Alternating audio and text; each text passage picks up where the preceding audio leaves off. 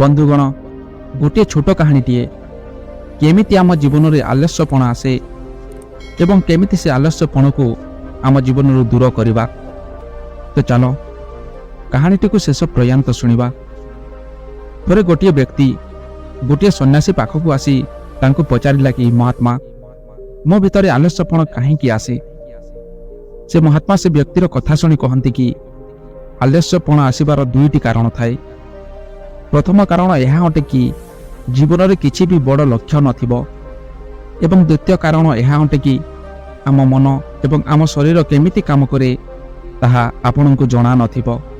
ଯାହା ଜୀବନରେ କୌଣସି ବି ବଡ଼ ଲକ୍ଷ୍ୟ ନଥାଏ ସେମିତି ବ୍ୟକ୍ତିର ଜୀବନରେ ଆଲସ୍ୟ ଆପେ ଆପେ ଚାଲି ଆସେ ଏବଂ ଯାହା ଜୀବନରେ ବଡ଼ ଲକ୍ଷ୍ୟ ତ ଥାଏ କିନ୍ତୁ ତାକୁ ତାର ମନ ଏବଂ ଶରୀର କେମିତି କାମ କରି ଜଣା ନଥାଏ ତ ତାକୁ ବି ଆଲସ୍ୟର ଶିକାର ହେବାକୁ ପଡ଼ିଥାଏ। ଆମର ମନ ଗୋଟିଏ ବହୁତ ବଡ଼ କଳାକାର ଅଟେ। ସେ ଆମକୁ ମୂର୍ଖ ବନାଇବାରେ ବେଶୀ ସମୟ ଦିଏ ନାହିଁ। ଯଦି ତୁମେ ଧ୍ୟାନ କରିବାକୁ ଚାହୁଁଛ ତ ତୁମ ମନ ତୁମକୁ ଧ୍ୟାନ କରିବାକୁ ମନା କରେ ନାହିଁ, କିନ୍ତୁ ସେ ତୁମକୁ କହିବ କି ସକାଳ 4ଟାରେ ଧ୍ୟାନ କରିବା ବହୁତ ଭଲ ହୋଇଥାଏ। ତେବେ ନା ତ ତୁମେ ସକାଳ 4ଟାରେ ଉଠିପାରିବ ନା ତ ଧ୍ୟାନ କରିପାରିବ। ତୁମ ମନ ତୁମକୁ ଧନ କମାଇବାକୁ କେବେ ହେଲେ ମନା କରିବ ନାହିଁ, କିନ୍ତୁ ହଁ, ତୁମ ମନ ତୁମକୁ କହିବ କି ଧନ କିମ୍ବା ଟଙ୍କା ପଇସା ଏ ଦୁନିଆରେ ସବୁ କିଛି ନୁହେଁ ଏବଂ ତୁମ ମନ କେତେବେଳେ ବି ତୁମକୁ ବିରୋଧ କରିବ ନାହିଁ, କିନ୍ତୁ ତୁମକୁ ମୂର୍ଖ ବନାଇବ। ଏବଂ ସତ କଥା ତ ଏହା ଅଟେ କି ସତରେ ତୁମେ ମୂର୍ଖ ବନିଯାଅ। ସେ କଥା ଶୁଣି ସେ ବ୍ୟକ୍ତି କହେ କି ତାହେଲେ ଏହାର ସମାଧାନ କେମିତି ହେବ ମହାତ୍ମା? ସେ କଥା ଶୁଣି ସେ ମହାତ୍ମା କହନ୍ତି, ଯଦି ଏ ପରିସ୍ଥିତିରୁ ମୁକ୍ତି ପାଇବାକୁ ଚାହୁଁଛ ତ ତୁମ ମନ ତୁମକୁ ଯେମିତି ମୂର୍ଖ ବନାଉଛି ତୁମେ ସେମିତି ତୁମ ମନକୁ ମୂର୍ଖ ବନାଅ। ଯେମିତିକି ତୁମ ମନ ତୁମକୁ କହିବ କି କିଛି ସମୟ ଶୋଇଯିବି, ତାପରେ ଉଠିଲେ ସେ କାମ ଗୁଡ଼ିକୁ ପୁରା କରିବି। ସେଇଟାରେ ତୁମେ କହିବ କି କିଛି ସମୟ କାହିଁକି 4 ଘଣ୍ଟା ଶୋଇବି, କିନ୍ତୁ ଶୋଇବା ପୂର୍ବରୁ ସବୁ କାମକୁ ପୁରା କରି ଶୋଇବି। ତୁମ ମନ ତୁମକୁ କହିବ କି ଆଜି କିଛି ସ୍ୱାଦିଷ୍ଟ ଭୋଜନ କରିବି। ସେଇଟାରେ ତୁମେ କହିବ ସ୍ୱାଦିଷ୍ଟ କ'ଣ, ଅଧିକରୁ ଅଧିକ ସ୍ୱାଦିଷ୍ଟ ଭୋଜନ କରିବି, କିନ୍ତୁ ତା ପୂର୍ବରୁ 1 ଘଣ୍ଟା ବ୍ୟାୟାମ କରିବି, ତାପରେ ଭୋଜନ କରିବି। କିନ୍ତୁ ସେ ବ୍ୟକ୍ତି ସେ ମହାତ୍ମାକୁ କହେ, ହେଲେ କେତେ ଦିନ ଯାଏ ମୁଁ ମୋର ମନକୁ ମୂର୍ଖ ବନାଇବି?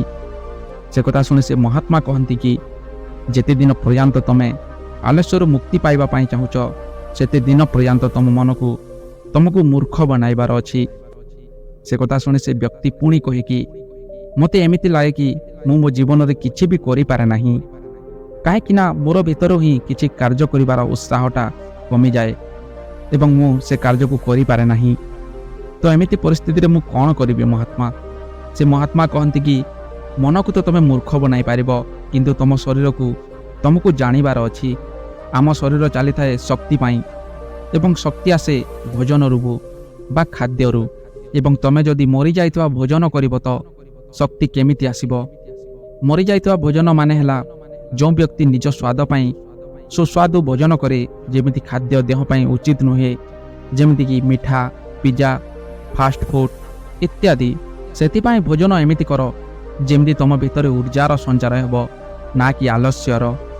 ଯେମିତିକି ଫଳମୂଳ, ଘରର ସାଧା ଖାଦ୍ୟ, ପନିପରିବା ଖାଇଲେ ଆମ ଦେହ ସହିତ ମନକୁ ବି ଶକ୍ତି ମିଳେ। ଏହା ଶୁଣି ସେ ବ୍ୟକ୍ତି ପୁଣି ମହାତ୍ମାକୁ କହେ କି ହେ ମହାତ୍ମା, ମୁଁ ଆରମ୍ଭ କେମିତି କରିବି? ସେ ମହାତ୍ମା କହନ୍ତି କି ଆରମ୍ଭ କର ଗୋଟିଏ ନୂଆ ଲକ୍ଷ୍ୟ ବା ଏକ ବଡ଼ ଲକ୍ଷ୍ୟକୁ ପୁରା କରିବାରେ। ସେ ଲକ୍ଷ୍ୟରେ ତୁମକୁ ସଫଳତା ପ୍ରାପ୍ତ କରିବାରେ, କିନ୍ତୁ ତୁମର ଲକ୍ଷ୍ୟ ଖାଲି କହିବାରେ ବଡ଼ ହେବା କଥା ନୁହେଁ।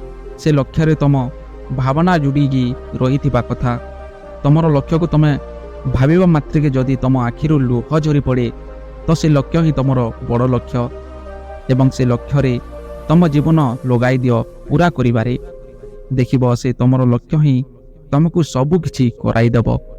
ଯଦି ତୁମ ଜୀବନରେ କୌଣସି ବି ଲକ୍ଷ୍ୟ ନାହିଁ ତ ଗୋଟିଏ ବଡ଼ ଲକ୍ଷ୍ୟକୁ ଖୋଜିବା ହିଁ ଲକ୍ଷ୍ୟ ବନାଅ। ଯେମିତିକି ସିଦ୍ଧାର୍ଥ, ତାଙ୍କ ଲକ୍ଷ୍ୟକୁ ତାଙ୍କୁ ଟିକିଏ ଜଣାଥିଲା, କିନ୍ତୁ ସେ ତାଙ୍କ ଲକ୍ଷ୍ୟକୁ ହାସିଲ କରିବା ପାଇଁ ବାହାରିଗଲେ। ଆଶା ଥିଲା ତାଙ୍କ ମନରେ, କିନ୍ତୁ ତାହା ବି ଭାଙ୍ଗିବାକୁ ଲାଗିଲା। କିନ୍ତୁ ଭିତରୁ ସେ ଲକ୍ଷ୍ୟକୁ ପାଇବାର ଶୋଷ ଏମିତି ଭରିଥିଲା, ସେ ଲକ୍ଷ୍ୟକୁ ହାସିଲ କରିବା ହିଁ ତାଙ୍କର ବଡ଼ ଲକ୍ଷ୍ୟ ଥିଲା ଏବଂ ସେ ଶେଷରେ ତାଙ୍କ ଲକ୍ଷ୍ୟକୁ ହାସିଲ କଲେ ଏବଂ ନିଜକୁ ମହାତ୍ମା ବୁଦ୍ଧର ନାଁରେ ପରିଚିତ କଲେ। ଏ ଦୁନିଆରେ ଚୋରି କରିବା ଗୋଟିଏ ପାପ ଅଟେ, କିନ୍ତୁ ଆମ ମନ ଆମକୁ ମୂର୍ଖ ବନାଇ ଚୋରି କରିବାରେ ସାହାଯ୍ୟ କରେ। ସେଥିପାଇଁ ନିଜକୁ ଏମିତି ବନାଅ କି ତମ ମନ ତମ ପାଖରେ ହାର ମାନିବ। ଗୋଟିଏ କଥାକୁ ସବୁବେଳେ ମନେ ରଖିବ କି ଯେତେବେଳେ ଯାଏ ତମେ ତମ ବୁଦ୍ଧିଠୁ ଉପରକୁ ଉଠି ବୁଦ୍ଧ ନ ହୋଇଯାଇଛ, ତମ ପାଖରେ ଦୁଇଟି ବିକଳ୍ପ ଅଛି। ନା ତ ତମକୁ ତମ ମନ ମୂର୍ଖ ବନାଇବ, ନଚେତ୍ ତମେ ତମ ମନକୁ ମୂର୍ଖ ବନାଇବ। ମଝିରେ କୌଣସି ବି ରାସ୍ତା ନଥାଏ। ଯଦି ତମେ ତମ ମନକୁ ମୂର୍ଖ ବନାଇବା ବନ୍ଦ କରିଦେବ ତ ତମ ମନ ତମକୁ ସାଙ୍ଗେ ସାଙ୍ଗେ ହିଁ ମୂର୍ଖ ବନାଇବା ଆରମ୍ଭ କରିଦେବ। ଏକଥା ଶୁଣି ସେ ବ୍ୟକ୍ତି କହେ କି ଏହା ତ ସରଳ ଅଟେ ମନକୁ ମୂର୍ଖ ବନାଇ ପାରିବା। ସେ ମହାତ୍ମା ହସିକିରି କହିବେ, ଏହା ତ ସରଳ ତମ ମନକୁ ବି ଲାଗିବ। ତମ ମନ କେତେବେଳେ କେମିତି ଖେଳ ଖେଳିବ ସେଥିପାଇଁ ତମକୁ ଜାଗୃତ ରହିବାକୁ ହେବ। ସେଥିପାଇଁ ନିଜକୁ ସର୍ବଦା ଜାଗୃତ ରଖ, ନଚେତ୍ ଜାଗୃତ ବ୍ୟକ୍ତିର ସାଙ୍ଗରେ ସମୟ ବିତାଅ, ନଚେତ୍ ଏକୁଟିଆ ରହି ନିଜ ସାଥିରେ ସମୟ ବିତାଅ। ଯଦି ତମେ ଅଳସୁଆ ବ୍ୟକ୍ତିର ସାଥିରେ ରହିବ ତ ତମେ ବି ଅଳସୁଆର ଶିକାର ହୋଇଯିବ। ସେଥିପାଇଁ ନିଜକୁ ପ୍ରଥମେ ଏମିତି ବ୍ୟକ୍ତି ସାଥିରେ ଜୁଡ଼ ଯିଏକି ଉର୍ଜାବାନ ହୋଇଥିବ। ସେ ବ୍ୟକ୍ତି ମହାତ୍ମାକୁ କହେ କି ମୋତେ ଏବେଠୁ ମୋ ମନକୁ ମୂର୍ଖ ବନାଇବା ଆରମ୍ଭ କରିଦେବା କଥା ଏବଂ ଏବେ ହିଁ ମୁଁ ଆରମ୍ଭ କରିବି। ମହାତ୍ମା ବୁଦ୍ଧ ଶୁଣିକି କହିବେ କି ଠିକ୍ କହୁଛ, ଏବେ ହିଁ ଆରମ୍ଭ କରିଦିଅ, କାହିଁକିନା ତମ ମନ ସଠିକ୍ ସମୟ ଆସିବା ପରେ କରିବାକୁ କହିବ, କିନ୍ତୁ ସେ ସଠିକ୍ ସମୟ ତମ ଜୀବନରେ କେବେ ହେଲେ ଆସିବ ନାହିଁ। ସେଥିପାଇଁ ଏବେଠାରୁ ଆରମ୍ଭ କରିଦିଅ। ସେ କଥା ଶୁଣି ସେ ବ୍ୟକ୍ତି ସେହିଠାରେ ହିଁ ତାର କାମକୁ ଆରମ୍ଭ କରିଦେଲା। ଯଦି ତମକୁ ବି ଆଲସପଣରୁ ଦୂର ହେବାର ଅଛି ତ ଏହି କାହାଣୀକୁ ଶୁଣନ୍ତୁ ଏବଂ ଯାହା କୁହା ହୋଇଛି ତାହା ନିଜ ଜୀବନରେ ପ୍ରୟୋଗ କରନ୍ତୁ ଏବଂ ନିଜ ସାଙ୍ଗସାଥୀଙ୍କୁ ସେୟାର କରନ୍ତୁ।